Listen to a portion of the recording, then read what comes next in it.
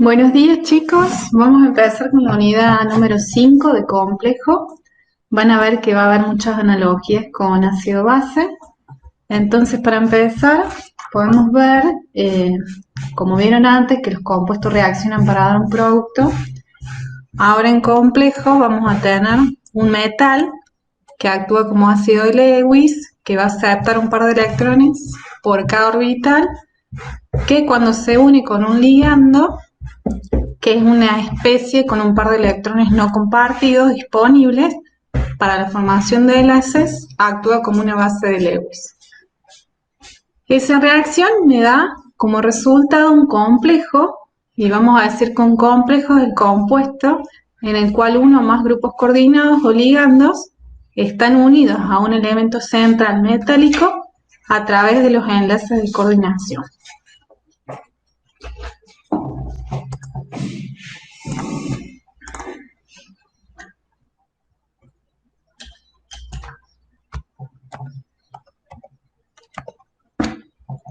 Una de las propiedades de los complejos es el índice de coordinación. Este índice depende del número de orbitales libres que tenga el átomo central metálico y el número de ligandos que se enlazan. Cada ligando tiene una capacidad para formar enlaces con el ion central y esto lo que condiciona es la estructura de la molécula. Los más frecuentes que vamos a encontrar son, por ejemplo, lineales, tetraédricas, octaédricas, como pueden ver en los ejemplos que tienen ahí al costado.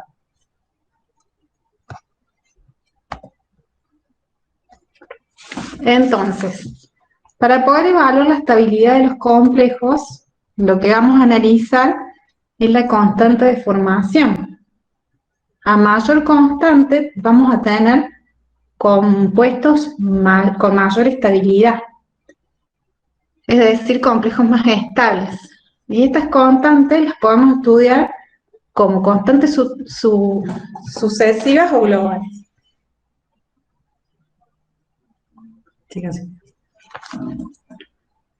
En las sucesivas se van sumando de a un ligando por vez, es decir, que el metal se va asociando con un ligando. Ese complejo que se forma Ml, se le suma otro ligando formando Ml2. Ml me da Ml y ese Ml, cuando le sigo sumando ligandos, me va a dar Ml2. Y así la cantidad de veces que vaya ligando. Cada uno de esos pasos está caracterizado por el valor de una constante. K1, K2 para la segunda ecuación y Kn para la cantidad de ligandos que se vayan sumando. Por otro lado, tenemos las constantes globales, donde por ejemplo podemos ver en la ecuación 2, es la resultante de las reacciones 1 y 2 de las sucesivas, y está definida por el valor de la constante beta 2, que es el producto de K1 por K2.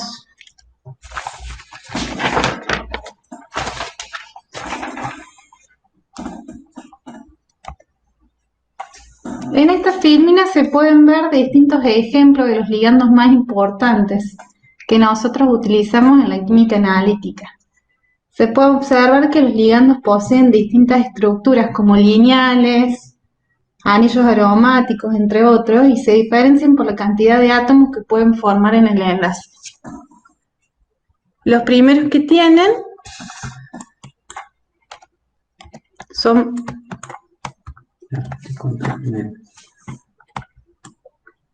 por ejemplo, algunos monodentados que vamos a ver más adelante en algunos ejercicios y tienen distintos ejemplos.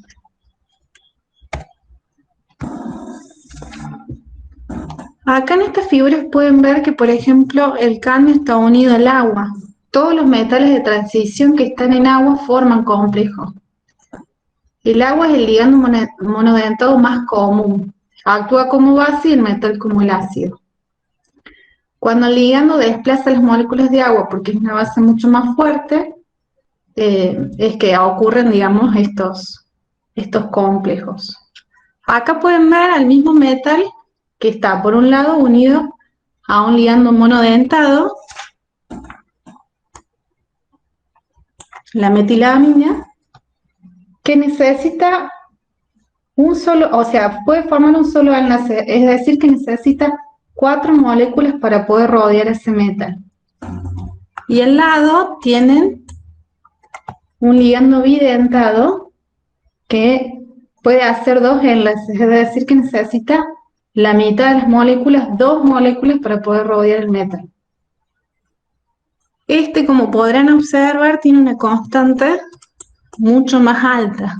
Es más estable, digamos, un ligando bidentado comparado a un monodentado.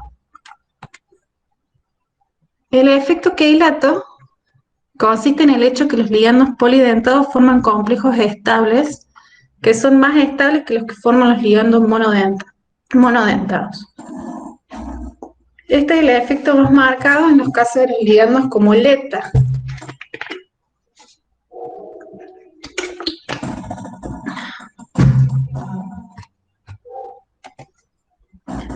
Como podemos apreciar en esta filmina, el ETA, que es el que más vamos a utilizar y que después vamos a hacer todos los cálculos a partir de este ligando, posee 6 átomos donadores de pares de electrones, por lo que necesita una sola molécula para poder ocupar todos los orbitales libres del metal.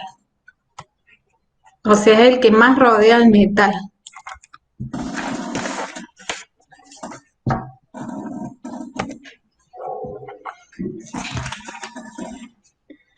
Entonces, como podemos ver en estas curvas, reaccionan más completamente con los iones metálicos, generando un salto más agudo en el punto final. Esa es una de las grandes ventajas que tienen este tipo de ligandos. Y además la reacción con el ion metálico es en un solo paso, es decir, que la estequiometría es 1 a 1, como podemos ver en la curva negra.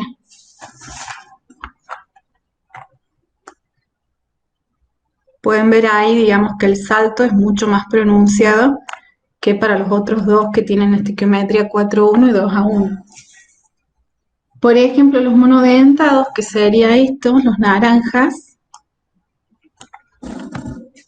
necesita 4 moléculas, cada una molécula para la formación del complejo, o sea, 4 ligandos cada un metal para hacer la formación del complejo, por lo cual eso lo hace que sea menos estable y resulta difícil ver el punto final. El punto final que tiene es poco preciso. Estas son las ventajas, digamos, principales por la cual el ETA es el ligando más utilizado en la química analítica, particularmente en complejometría o quelatometría. Entonces, ya que vamos a trabajar tanto con el ETA, lo vamos a caracterizar un poco más. Entonces, el ETA es un ácido poliprótico, ustedes ya han visto bastante de polipróticos en la unidad anterior. Y entonces ahí pueden ver a su izquierda que tienen todos los equilibrios de las diferentes especies y cada uno con sus respectivas constantes y su curva de distribución de especies a los distintos pH. Nosotros con la especie que vamos a trabajar principalmente es con esta especie, la I4-,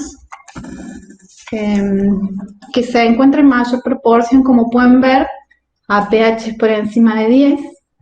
Entonces, una de las aclaraciones que vamos a hacer sobre este titulante es que no es soluble en agua, por lo cual en realidad en el laboratorio lo que van a hacer es trabajar con una droga comercial que se llama sal disódica para que pueda hacerse soluble en agua.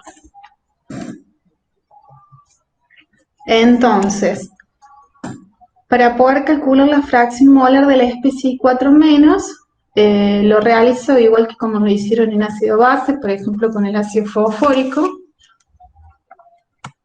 Como pueden ver, el alfa 4 es igual a la concentración de I4-, que es la fracción molar del ETA como la especie que yo tengo interés.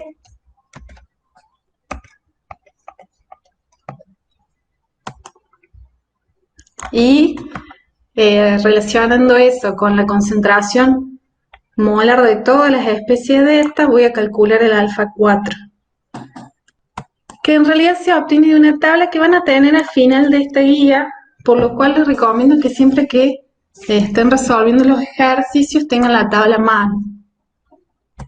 El alfa 4, entonces, lo buscamos en la tabla que está al final, despejo esa ecuación y me queda que la concentración de I4 es igual a alfa 4 por eta. Entonces, en este caso, el alfa 4 a pH 10 es 0,36 y la concentración inicial de eta era 0,1 para el ejercicio 1 que tienen en la guía. Y me da como resultado que la concentración de I4 menos es igual a 3,6 por 10 a la menos 3 molar.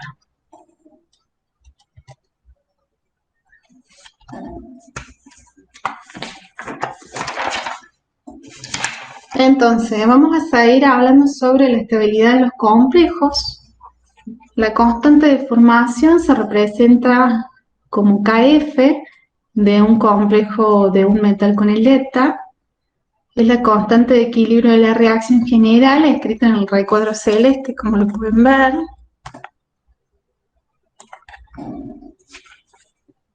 Se puede observar que la K de formación se define para la reacción de la especie I4- con el ion metálico. Esta es una de las especies libres de eta en solución. Por lo que vimos antes, en la reunión anterior, el I4- se puede calcular a través del alfa 4 por la concentración de eta. Entonces podemos definir la constante efectiva ahora, que está representada como KEF, que describe la formación del complejo a un determinado pH según la reacción hipotética que tenemos escrita acá abajo.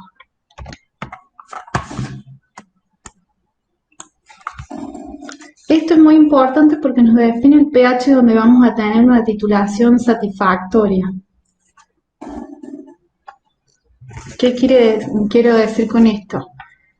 Que una titulación satisfactoria, es decir, que sea completa y cuantitativa, tiene que tener un valor que sea por encima de 10 a la 8 de su K efectiva.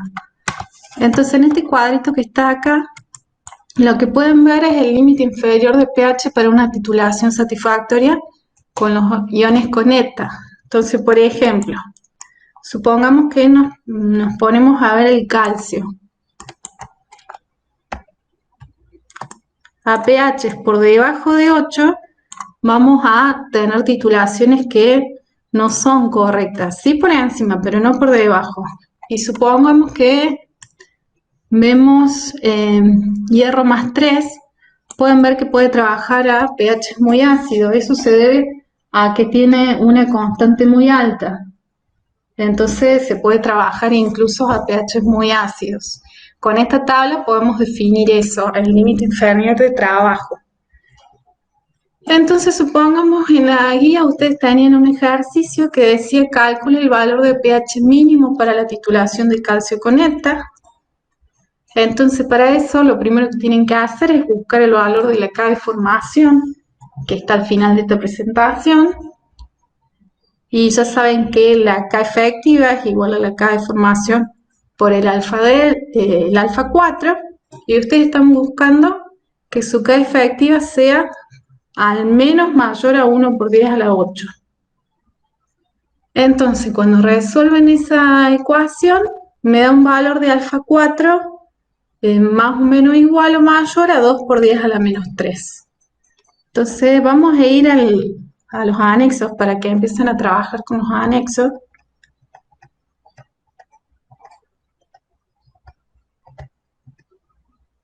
Y ahí pueden ver que del número que nos dio, el más cercano es a pH 8, que me dice 5 por 6 por 10 a la menos 3.